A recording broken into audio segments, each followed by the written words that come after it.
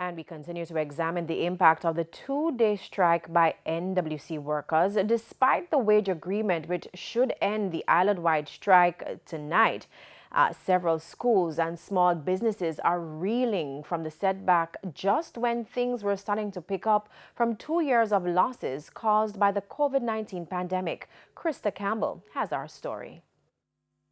Catching water wherever they can find it. Children ditching school to help in the search for the precious commodity, now even more valuable on the second straight day of a strike by National Water Commission workers over pay increase.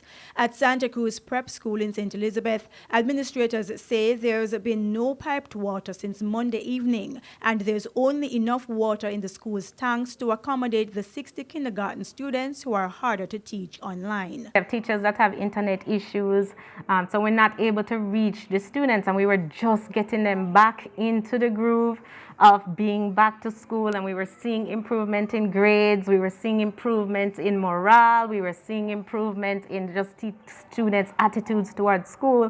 So it's almost like taking 2 steps back after we've taken 10 steps forward. At Old Harbor High School in St. Catherine, concerns about students sitting external exams, especially with the Caribbean Examination Council, CXC, already pushing back the start date of their exams. Our students doing visual art, they are currently participating in their external exams. So they will continue here. And some of our students who still have outstanding SBA, they will continue with us. Because we still have a little water, but the water that we have is just to facilitate our admin workers and our ANSIL workers, and for those students who will be writing their external exam and doing their SBA. Students at shift schools were either sent home early on Wednesday or diverted to online classes.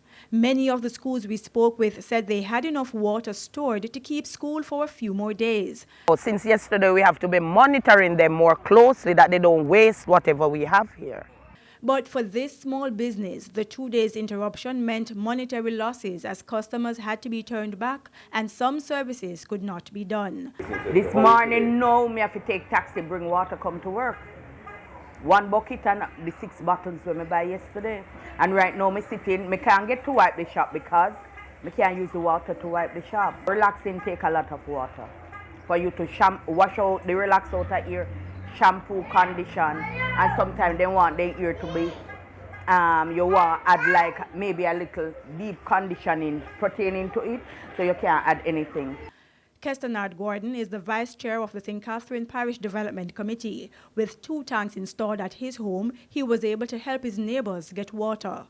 We are, to a certain extent, sharing it with those of our neighbors who are not able as yet to provide themselves with such storage capacity. As to how long this will continue, I don't know. We have a ball field, a Rivoli ball field, so they store the water, say, take care of the grass and so forth, so we just get some water from the tank that they said that we can get. So if we finish, we're going to in trouble again.